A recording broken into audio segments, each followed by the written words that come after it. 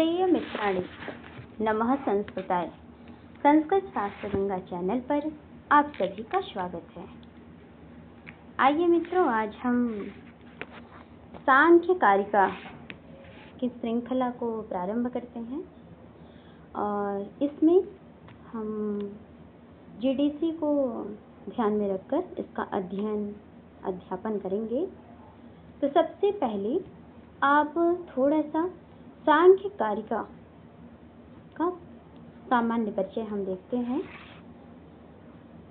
तो आइए, सबसे पहले जैसे सांख्य दर्शन, तो दर्शन शब्द मन में प्रश्न पहला आता है कि दर्शन से क्या अभिप्राय है, दर्शन क्या है। तो दर्शन शब्द जैसे हम कहते हैं दर्शन मतलब देखना। दर्शन जैसे हम कहते हैं हम मंदिर में गए हैं दर्शन करने, तो भगवान को देखने ही जाते हैं, दर्शन करने उनका। या किसी व्यक्ति को कहते हैं आज आपका दर्शन हुआ, मतलब आज हमने आपसे मुलाकात की, आज हमने आपको देखा। तो देखना अर्थ में दर्शन शब्द का सामान्य रूप से प्रयोग होता है। और दर्शन में दृश्य धातु से ल्यूट प्रत्यय के योग से यह शब्द निष्पन्न हुआ है, दर्शन। आचार्य जो पाणिनि हैं उनके अनुसार ल्यूट प्रत्यय का प्रयोग 3 अर्थों में होता है, भाव, करण, अधिकरण। तो यदि भाव, करण और अधिकरण 3 अर्थों में होता है ल्यूट प्रत्यय का प्रयोग, तो आपके मन में, हमारे मन में यह एक प्रश्न उठता है कि यहाँ पर किस अर्थ में है। तो यहाँ पर शुद्ध रूप से भाव अर्थ में ल्यूट प्रत्यय का प्रयोग हुआ है।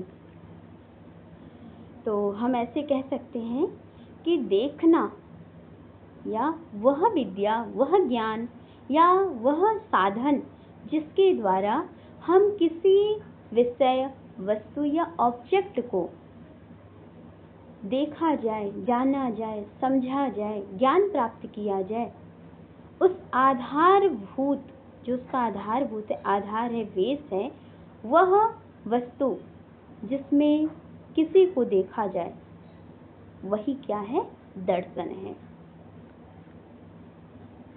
या अगर आप एक लाइन में कहें तो जिसके द्वारा किसी वस्तु को देखा या समझा जाए, उसी को दर्शन कहा जाता है। इसके बाद दर्शन की 2 शाखाएं प्राप्त होती हैं।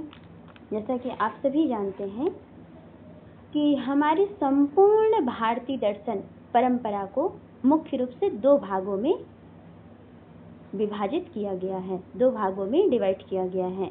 पहला इसका भाग है आस्तिक दर्शन और दूसरा भाग है नास्तिक दर्शन। तो अब आपके मन में सबसे पहले यही प्रश्न आएगा कि आस्तिक किसे कहते हैं और नास्तिक किसे कहते हैं।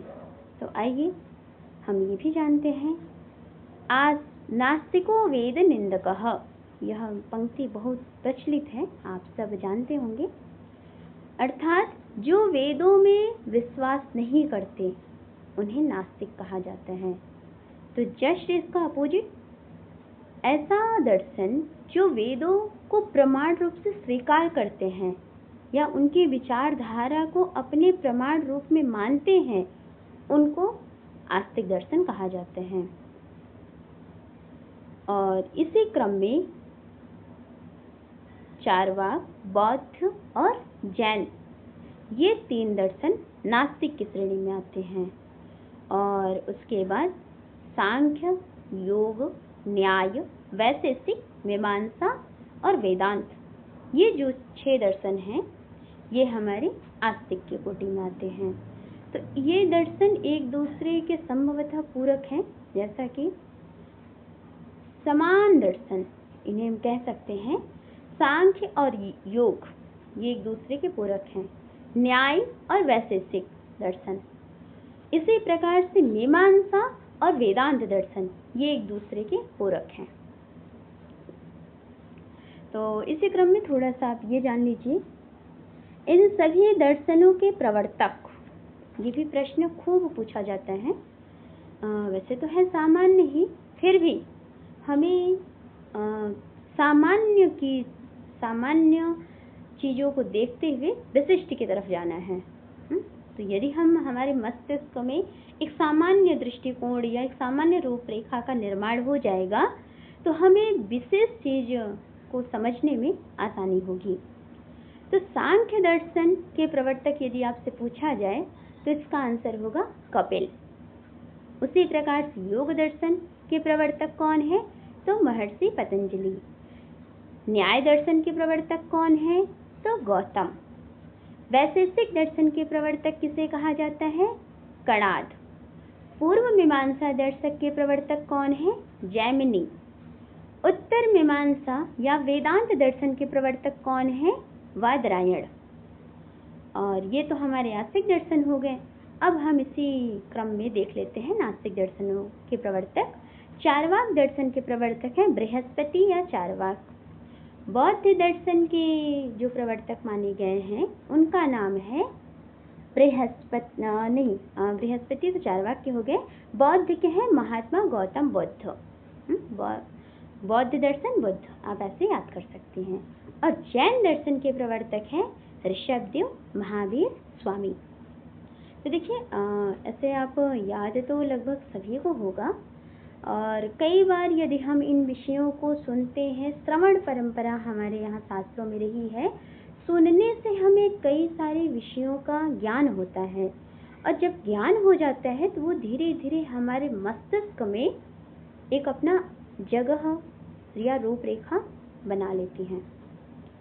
तो अब इसी प्रकार से थोड़ा सा हम सामान्य रूप से, बहुत विस्तार में नहीं, जब इन दर्शनों को पढ़ेंगे तो देखेंगे, थोड़ा थोड़ा सभी दर्शनों का हम परिचय देख लेते हैं।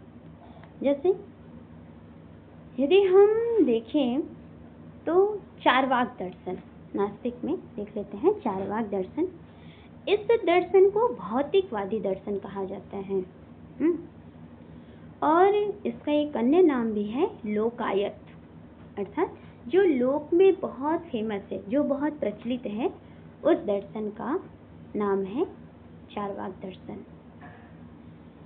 और इसके हम आपके प्रवर्तक बता ही दिए, इसके आचार्य हैं बृहस्पति, चार्वाक। यह दर्शन जैसे आत्मा हुआ, परमात्मा, परलोक, इन सभी में विश्वास नहीं करता, क्योंकि ये भौतिकवादी है, ये तो आध्यात्मिक चीजें हो गई। इस कारण से यह दर्शन इन सारी विषयों को नहीं स्वीकार करता।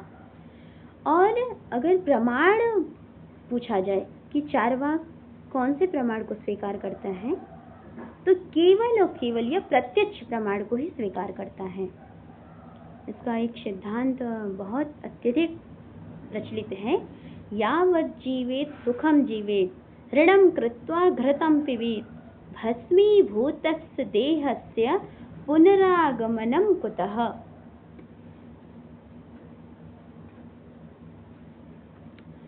अर्थात इनके कहने का भाव है कि खूब खाओ, यावत् जीवेत सुखम जीवेत, खूब खाओ, खूब पियो, जो बीत गई सो बीत गई, जो गुजर गया सो वह लौट कर नहीं आएगा। मतलब यह शरीर भी भस्मीभूतस्य, मतलब नष्ट हो जाएगा, भस्म हो जाएगा, पुनरागमनम कुतः, पुनः फिर कहाँ से यह देह वापस लौट कर आएगा।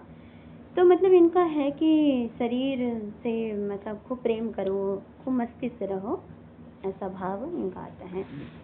और चार्वाक दर्शन का मतलब कोई स्वतंत्र रूप से ग्रंथ तो नहीं प्राप्त था, तथापि इनके कुछ सिद्धांत जो हैं सर्वदर्शन संग्रह में प्राप्त होते हैं।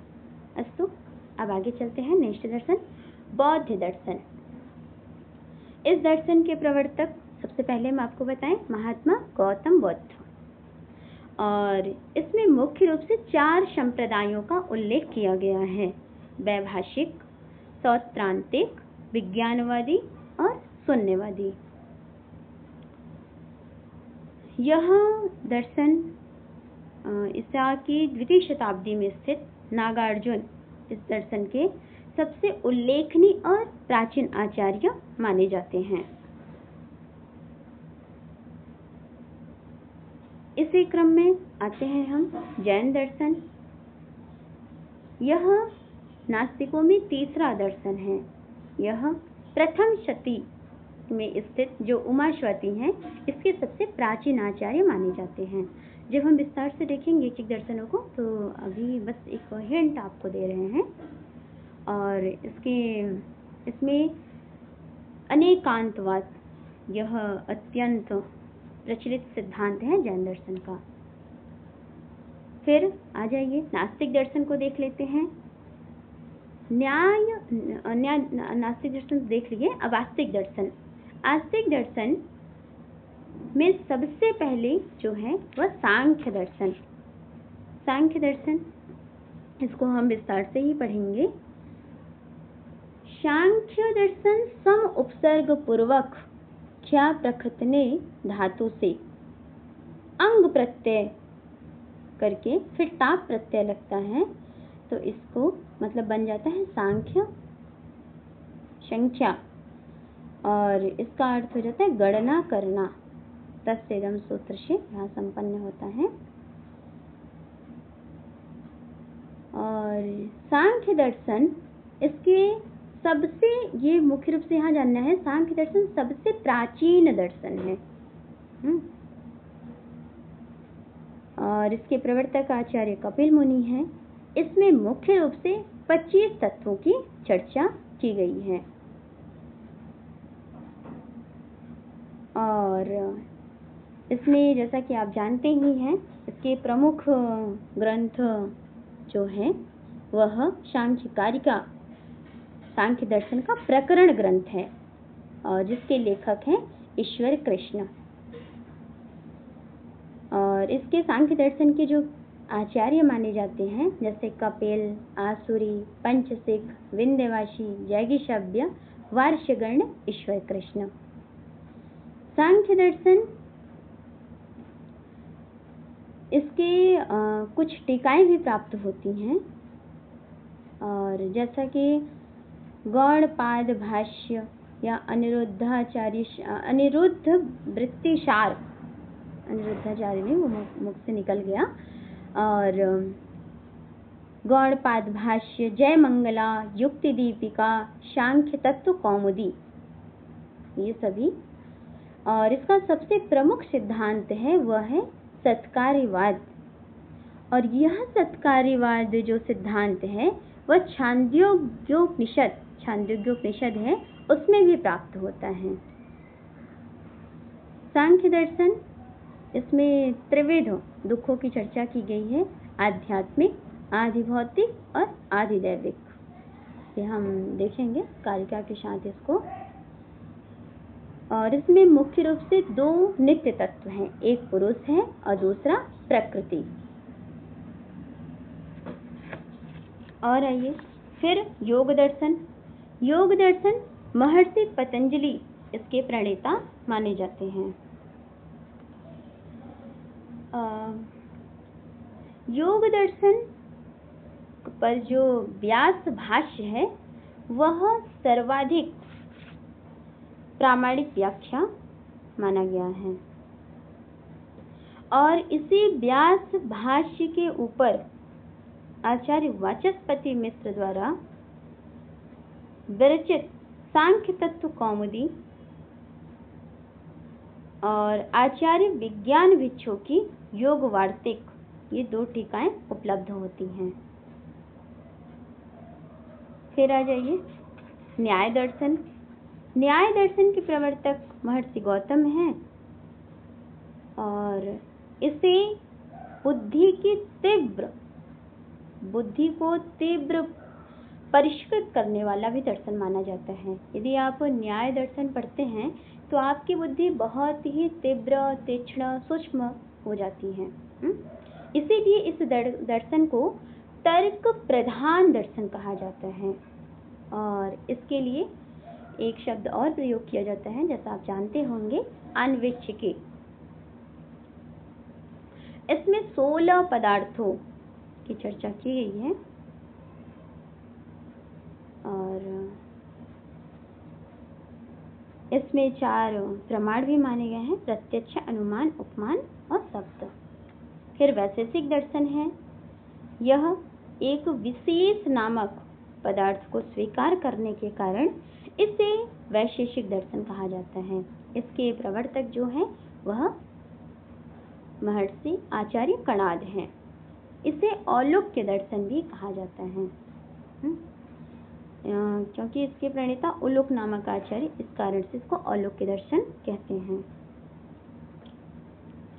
इसमें 7 पदार्थ की गणना की गई है और 9 द्रव्य, ऐसे हम आगे देखेंगे। फिर पूर्व मीमांसा, इसके प्रवर्तक जैमिनी है। यह दर्शन वेद को स्वतंत्र और स्वतः प्रमाण के रूप में स्वीकार करता है। फिर आ जाइए, आपका उत्तर मीमांसा है। उत्तर मीमांसा, यह उत्तर मीमांसा या वेदांत दर्शन जो आचार्य वादरायण हैं इनके द्वारा विरचित एक ग्रंथ है ब्रह्मसूत्र। इसका आधार ग्रंथ है किसका? वेदांत दर्शन का। तो इसी का दूसरा नाम है वेदांत सूत्र भी, और इसका आधार उपनिषद ग्रंथ है, ऐसा माना जाता है, ऐसा है भी। और इसकी बहुत सारी टीकाएं प्राप्त होती हैं, जैसा कि वाचस्पति मिश्र की भामती है, और इसके अतिरिक्त भी श्री हर्ष का खंडन खंड खाद्य है, चित सुखाचार्य की तत्व दीपिका है, विद्यारण्य स्वामी की पंचदशी है। तो ये तो हमने देखा, मतलब एक एक 2-2 लाइन ऐसे मुख्य रूप से इन जो 6 आस्तिक दर्शन और 3 नास्तिक 9 दर्शनों का थोड़ा थोड़ा हमने दृष्टि इस पर अपनी डाली। अब इसी प्रकार से हमारा मुख्य रूप से विषय है सांख्य दर्शन।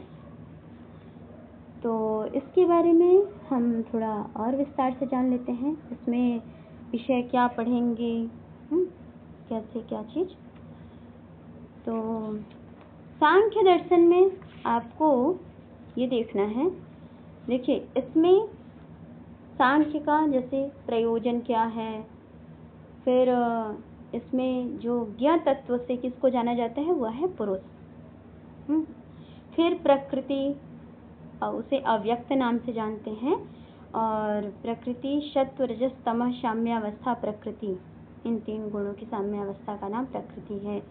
फिर इसी के अंतर्गत हम आगे बढ़ेंगे तो सृष्टि प्रक्रिया इसमें आएगा, फिर प्रलयावस्था, सूक्ष्म शरीर, स्थूल शरीर और प्रमाण, जैसा कि सांख्य 3 प्रमाणों को स्वीकार करता है, प्रत्यक्ष, अनुमान और आप्त शब्द प्रमाण। सत्कार्यवाद आएगा, पुरुष बहुत, बंधन और मोक्ष। ये तो सारे विषय हैं सांख्य दर्शन के अंतर्गत।